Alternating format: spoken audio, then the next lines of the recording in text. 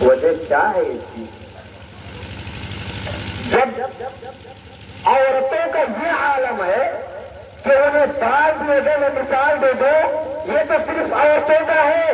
وہ بچے جو نابالغ ہو، اسلام نے انہیں بھی بڑے بال رکھنے کی اجازت نہیں دی ہے، کیونکہ جب بال بڑے ہو جاتے ہیں تو ہم مثل عورت لگنے لگتا ہے۔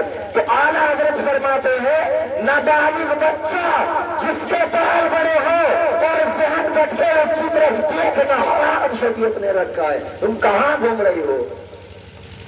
کہاں ہمارا جسم، ہماری مرضی؟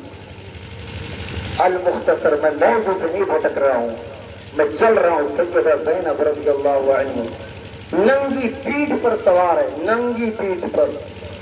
جب اتنا کہا نا اس صحابی رسول کو تو انہوں نے 4000 دینار دے کر امام حسین کے سر کو آگے رکھایا۔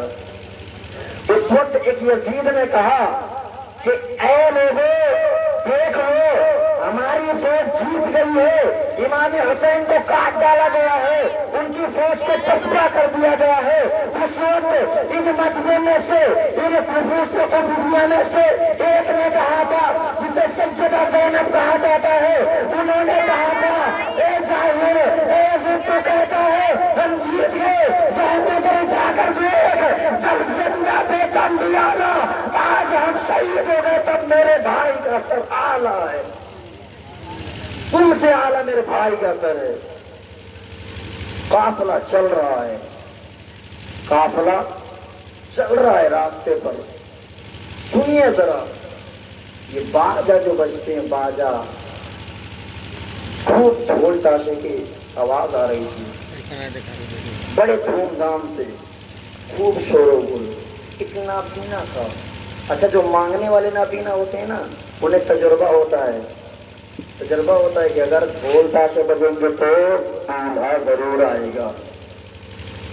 آج کل کے تو سمجھ گئے ہیں کہ یا تو محرم میں بجے گا یا شادی میں بجے گا، لیکن پہلے کے جو تھے انہیں پتا تھا کہ اگر ڈھول بجے گا زمانہ جاہلیت میں تو شادی ہوگی تبھی بجے گا۔ وہ بوڑھا اپنے بیٹے سے کہنے لگتا ہے کہ لگتا ہے بڑی دھوم دھام سے دولہا بڑا ہوگا، برات بڑی ہوگی، خاندان والے ہوں گے، دولہا بڑا اعلیٰ ہوگا۔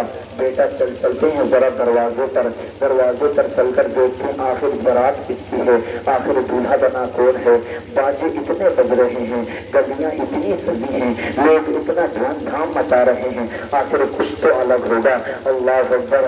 جب اس کا بیٹا سامنے آتا ہے، باہر آنے کے بعد اس بوڑھے نے وصیت کی تھی کہ جب دولہا سامنے آ جائے تو مجھے کون مار دینا، جس کی وجہ سے میں اس سے کچھ مانگ لوں گا، چونکہ جو بڑے ہوتے ہیں نا تو پھر وہ نوازتے بھی بہت بڑھیا طریقے سے ہیں، بہت اعلیٰ نوازا کرتے ہیں۔